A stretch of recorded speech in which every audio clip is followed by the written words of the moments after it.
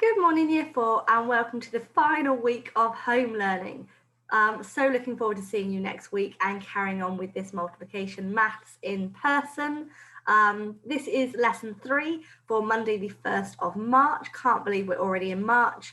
But today we're going to be multiplying 2-digit numbers by 1-digit numbers using that formal written method. So we're still looking at 6s, 7s and 9s and still focusing on similar methods that we looked at on Friday last week, but in a slightly more formal method. Okay, let's get started. Last lesson then on Friday, we looked at using partitioning to multiply 2-digit by 1-digit numbers. So we use this method here.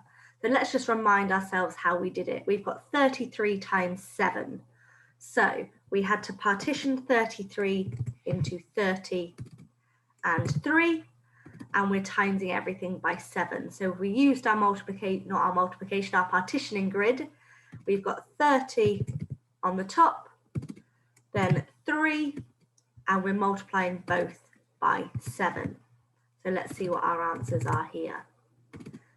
Okay, so we start off then looking at 3 times 7, and then we're going to times by 10. So 3 times 7 is 21. Multiply it by 10. We add our 0 on the end because we've moved everything to the left. And then we've got 3 times 7 again, which is 21. Brilliant. Okay, and after we did that step, we then just needed to add those numbers together. So I've got 210 and I'm adding 21. Again, making sure we've lined up those ones with the ones, the tens with the tens, and the hundreds obviously by itself.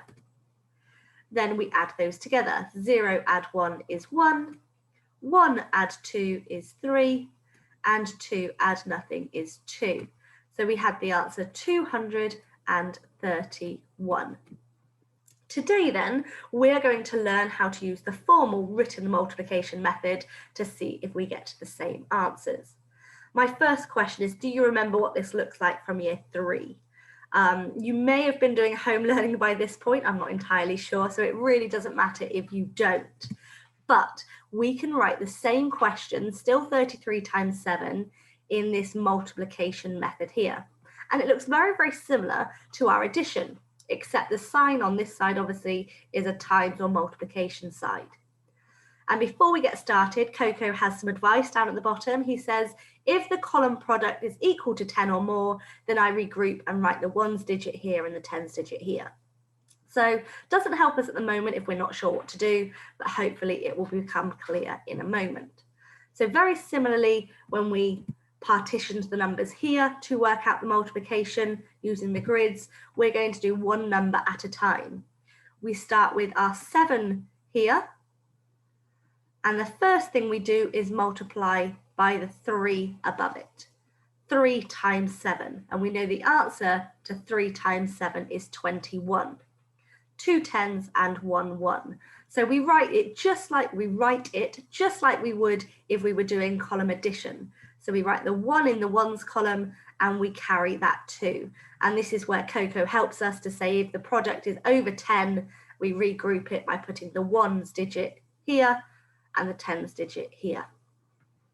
Then the next thing we do is we still take our 7, but this time we're multiplying it by the 3 here. So we do diagonal. So first of all, we do vertical and then we do the diagonal. So we've now got 7 times 3 again. Now 7 times 3 is still 21, but I have this 2 to add. So 21, 22, 23. So it's 3 in the tens column, and I need to pop the 2 down here, which I'm going to add along in a minute. So I just actually need to make these lines a little bit longer. Then we do 7, there's nothing else to times it by, so we just add our 2 back in. And if you'll notice, it is exactly the same answer as we had on the previous page. Still 231, but a lot less written method, and it's a lot more condensed to work out the answer. So there's no partitioning grids, no extra addition. We do it all at the same time. Okay, let's have another go at those to see if we get the right answer. This time we've got 52 times 6. So I've written out my 52 and my 6, again the 1s lined up and the 10s lined up with nothing else. and we start off with our 6 multiplied by our 2. So 6 times 2 is 12. So 2 in the ones column and a 1 in the tens column. So I regroup and write the ones digit here and the tens digit. So 12, still like we would do if we were doing column addition. Then we do our 6 multiplied by our 5. So we've done the vertical first and then we do the diagonal. 6 times 5, 5, 10, 15, 20, 25, 30. But I also have this 1 to add on, so the answer is 31. So my 1 goes into my tens column and the 3 goes into my hundreds column at the bottom. And again, I just need to make this line a little bit longer. Oh, not diagonal. And then there's nothing else to multiply across, so that 3 goes up into that 100 space. So the answer is 312. That would have been the same answer. So the question down here, it says, is this the same answer we had when we partitioned? So we did do this question yesterday. Yes, it is. Okay, let's do another. 46 times by 9. So again, I've written out the 46 multiplied by 9 in my formal method for multiplication. And I start off with 9 times 6. So I do the vertical first. 9 times 6, you can use the multiplication chart to help you if you want, or that finger method, taking the 6th finger down, is 54. So my 4 goes in my ones column, and I carry those 5 tens over.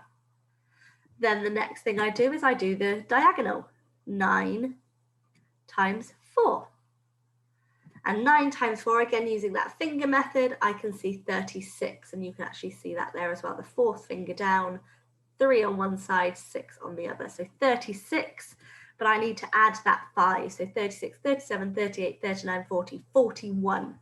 So my 1 remains in the tens and my 4 moves over into my hundreds column.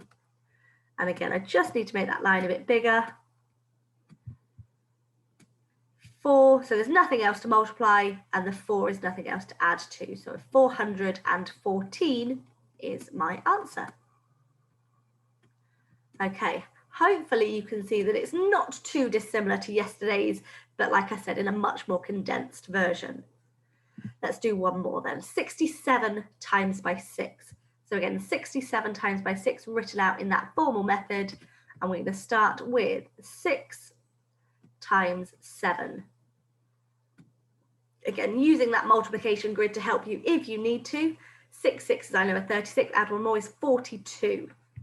So my 2 goes in my ones column, and I carry over, regroup that 4 tens at the moment.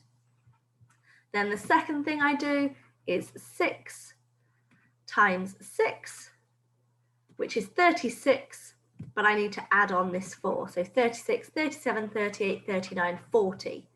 So my 0 in my tens, and I regroup those 4 hundreds. And again, just last time, making sure my lines are long enough. There's nothing else to multiply with, so my 4 can be added into the hundreds column. And the answer is 402. Okay, hopefully you didn't find that too tricky and you were able to follow those. If you need to stop the video here and rewind it, that's absolutely fine. If not, it's now your turn. So please, can you have a go answering these following calculations using that formal multiplication method that I've just showed you. These are the exact same questions as yesterday, but remember to use the formal method to work them out. So that's going to be a really good way of seeing if you've got the correct answer, because you should have the workings out from yesterday's work in this section here. Just remember then Coco's advice at the bottom. If the column product is equal to 10, you regroup, and the ones goes in the ones column, and the tens, obviously, you're going into the next column with it. Good luck with those, and come back in a minute and we'll go through the answers. Okay then, so I'm just going to get rid of these to give me a little bit more room. And I'm going to start writing my calculations. 32 times by 7, making sure I've lined the ones up with the ones, the tens with the tens, using my lines for my equals, and actually making sure that they're long enough because we're pretty sure it's going to go into that hundreds column, and I've popped my multiplication sign at the side. So I'm going to start with 7 times 2. 7 times 2 is 14. 4 in the ones, carry that tens. Then I'm going to do 7 times 3, which is 21. Add 1 more is 22. And there's nothing else to multiply by, so I can bring that 2 up. So the answer is 224. And if you got that one right, a huge well done, give yourself a tick. Okay, next one, 26 times 6. Lining up the ones with the ones and the tens with the tens, popping in my multiplication sign, and using my ruler to make my equals lines, making sure you give yourself a hundreds column as well. Okay, so we start off with then 6 times 6, which is 36, 6 in the ones, and carrying over that 3. And then we do 6 times 2, which is 12, add on the 3 is 15. So 5 in the in the tens column, and 1 goes into the hundreds. And there's nothing more to multiply by, so my 1 can come up. So my answer is 156. And if you've got that answer right using this method, of course, give yourself a tick. Okay, I'm going to scroll down slightly, give myself a bit more room. 9 times 54. So again, it doesn't matter, it's the other way around. We write our 54 first, and we are timesing by our 9. Again, making sure our columns are lined up. I've popped my timesing sign in, my multiplication sign, and then I use my ruler to do my equals sign. Okay, 9 times 4, 36. So 6 in my ones and carry that 3. And then 9 times 5 is 45, add 3. So 45, 46, 47, 48. So 8 in the tens, 4 underneath. There's nothing else to multiply by, so I can bring that 4 up. So the answer is 486. And if you've got that answer right, please give yourself a tick. Okay, finally then, something is equal to 7 times 99. Again, we're not worried that it's the other way around. We start off with our 99 and we're timesing it by 7. So my ones lined up with my ones, my tens with my tens. I pop that multiplication sign in and I use my ruler for my equals line. And then we start with 7 times 9. 7th finger down is 63. 3 in the ones and carry my 6. Then 7 times 9 again is 63, but this time I have to add on the 6. So 63, 64, 65, 66, 67, 68, 69. So 9 in the tens, carry that 6. And there's nothing else to multiply. 7 times by nothing else, so I add that 6 back in. So the answer is 693. Again, if you got that one right, a huge well done and give yourself a tick. Again, you're more than welcome to pause the video here to rewind it to see how I've worked out those answers. But if you are happy with that, let's go on to our Emmett problem. Okay, Emmett thinks that 42 times 7 is 281. Explain why he is incorrect. So if you want to pause the video here and have a go at this yourself, you're more than welcome to. If not, let's go through it together. Okay, so what has he done? We start off with our 7 and we times it by 3. So 7 times 3 is 21. So he's put the 1 in the right place. But he hasn't put this 2 down here. So that doesn't help very much because he hasn't used the 20. Then he's done 7 times 8. No, he hasn't. He's done 7 times 4, which is 28. But of course, he hasn't added on that 2 because he hadn't written it. So the answer should have been 2 more than that, which would have been 30. And again, we can write that 3 down there because there's nothing else, and then it moves up. So the answer should be 301. But he was wrong because he didn't. And if we use those Cocoa language, he didn't regroup to write the 1s digit here and the 10s digit here. Okay, your turn then today. You're going to have 5 do-it questions, very similar to the ones that we've just done. Please just make sure that you use that formal written method today for that multiplication. You then have a Coco problem where he's made a mistake, where she, has made a mistake. Can you work out what she has done wrong and what the correct answer should be? And then you have a go deeper, but always, sometimes, never true today. The product, which is another word of saying the multiplication of 2-digit number and a 1-digit number, is a 3-digit number. Is that always true, sometimes true, or never true? And you'll just need to pick some calculations to work that out. A huge good luck and having a go at this today. Just remember to come back at the end for the learning pit. Off you go. Okay, really big well done for having a go at those today. I can't wait to see some of those calculations if you choose to send your maths today. Just have a think about where you are on the learning pit. Are you more confident with using that method? Did you find some of the steps a bit tricky? Wherever you are, it would be great for you to put on before you send that in. I look forward to seeing you for some more multiplication tomorrow, and a huge well done. Bye for now.